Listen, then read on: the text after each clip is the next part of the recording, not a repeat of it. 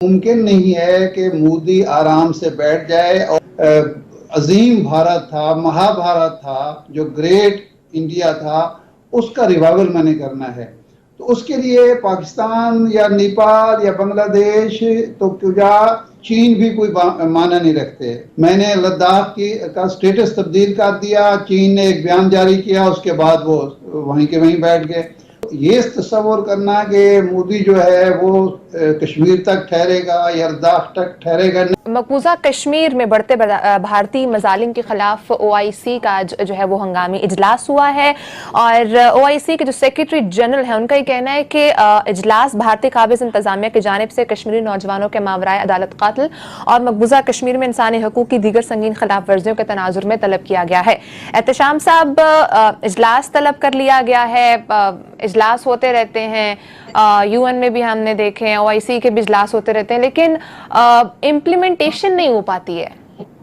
नहीं मारिया, माजरत के साथ इस हवाले से कांटेक्ट ग्रुप OIC का जो है ना वो मीट ही नहीं करता जल्दी जल्दी, और पाकिस्तान उनको कहता रहा। और माजरत के साथ एक आध दफ़ा अगर मीट भी किया है तो हमने देखा सऊदी अरब UAE ने इस तरह की मुखालफत की कि हिंदुस्तान के ऊपर कोई जिम्मेदारी नहीं फिक्सी गई। ऐसी बेहसी क्या है कि कश्मीर में इतना जुल्म सितम हो रहा है, सीरियस नोयत की ह्यूमन राइट्स वायलेशन हो रही है, बच्चियों के साथ जुल्म हो रहे हैं, नौजवान बूढ़ों के साथ जुल्म हो रहे हैं, और आप देख लें जिस तरीके से कई माह हो चुके हैं, लॉकडाउन खत्म होने का नाम नहीं ले रहा।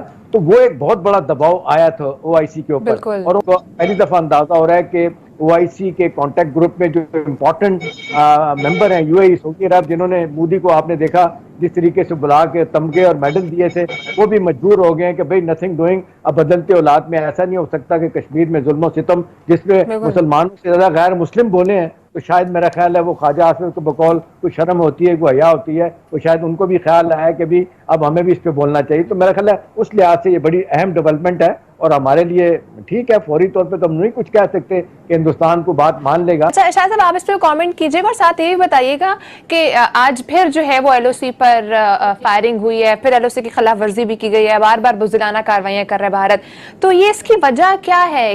हमें मोदी के माइंड को समझना होगा। ये जो नरेंद्र मोदी हो, हिटलर हो, सद्दाम हुसैन हो, इस तरह के जो लोग होते हैं जो हादसाती तौर पर आते हैं और फिर छा जाते हैं, उनका एक माइंडसेट बनता है कि जी हम नाकाबिल तस्खीर हैं, हम जो भी करेंगे वो कामयाबी से हमकिनार होगा, नाकामी हमारा मुकद्दर नहीं है। बिल्कुल मोदी बिल्कुल इसी माइंडसेट का शिकार है। अब ये तस्वर करना कि मोदी जो है वो कश्मीर तक ठहरेगा या लद्दाख तक ठहरेगा, नहीं। वो अपने अवाम से, अपने वोटरों से, अपने जो हिंदुत्व के हामी लोग हैं उनसे ये वादा कर चुका है कि कुदरत ने मुझे ये मौका फराहम किया है कि वो जो अजीम भारत था, महाभारत था, जो ग्रेट इंडिया था, उसका रिवाइवल मैंने करना है। तो उसके लिए पाकिस्तान या नेपाल या बांग्लादेश तो क्या चीन भी कोई माना नहीं रखते। वो ये तस्वर नहीं कर सकता कि ये दो मेरे साथ जो है, मैं खुद भी न्यूक्लियर पावर हूँ, 2 न्यूक्लियर पावर और भी हैं, वो ये समझता है कि मैंने जो किया अभी तक, गुजरात में इतना कत्लेआम किया, मुझे गुजरात का जो है लक़ब मिला, लेकिन मेरा दुनिया ने क्या बिगाड़ लिया। मैं उसके बाद वज़ीर आला से वज़ीर आज़म बन गया। मैंने उसके बाद कश्मीर में 5 अगस्त को इक़दाम किया, 2-4 बयानात के अलावा कुछ भी नहीं हुआ, जो होना था हो गया।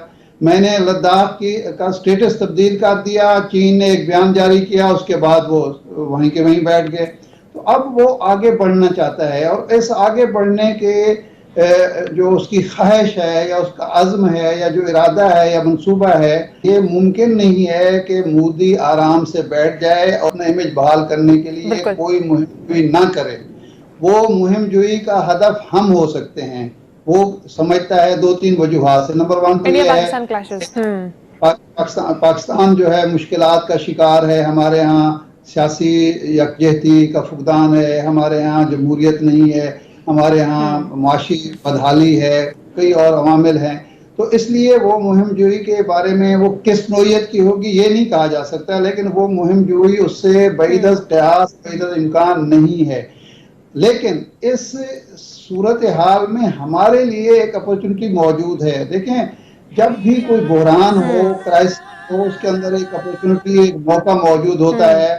اس میں پھر یہ بڑا اور چھوٹا، طاقتور کمزور کی اہمیت نہیں ہوتی. اہمیت ہوتی ہے کہ آپ اپنے پتے کس طرح سے کھیلتے ہیں. شاہ صاحب 1962 میں بھی ہمارے پاس اپرچونٹی تھی جب وہ کہتے ہیں کہ لڑائی ہوئی تھی ہندوستان کی چائنا کے ساتھ، تو ایوب خان، وہ کہا جاتا ہے کہ چائنیز لیڈرشپ نے کہا تھا جاؤ مقبوضہ کشمیر ہم تمہاری مدد کرتے ہیں. وہ کہا جاتا ہے لیٹ ایوب خان صاحب جو ہے نا وہ کسی نہ کسی مسئلے کی وجہ سے خاموش رہے.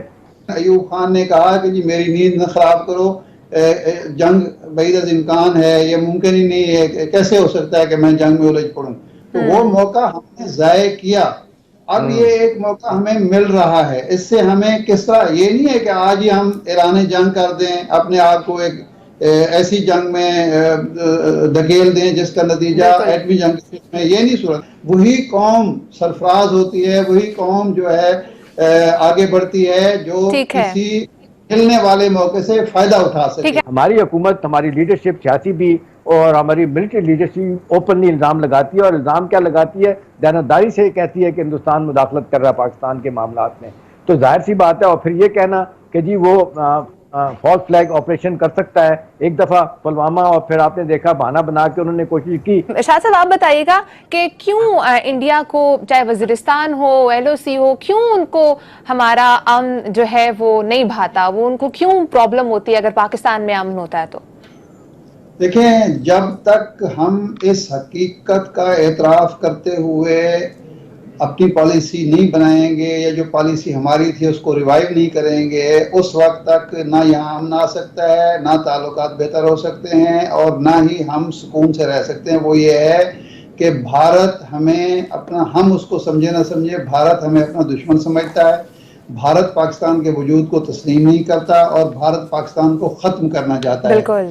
یہ جب تک ہماری یہ پالیسی رہی، ہم یہ سمجھتے رہے، اس وقت تک ہم بھارت کے شر کا مقابلہ کرتے رہے. شر سے محفوظ نہیں ہوئے، شر کا مقابلہ کرتے رہے، اور اس کو جرأت نہیں ہوئی کہ اس طریقے سے ہمارے اندر جو ہے ہمیں اندر سے ختم کرنے کی کوشش کرے. جب ہم نے اس کو بڑا بھائی کہنا شروع کر دیا، جب ہم نے کہا کہ ہم اس کا مقابلہ نہیں کر سکتے، وہ بڑی اقتصادی اور معاشی طاقت ہے، آبادی کے لحاظ سے رقبے فلاں فلاں، اس کے بعد اس نے آسان سمجھا کہ جی اس کو اندر سے ختم کیا جا سکتا ہے. اپیسمنٹ کی پالیسی کبھی بھی کسی ملک کی، کسی قوم کی کبھی کامیاب نہیں ہوئی، ہماری بھی نہیں ہو سکتی.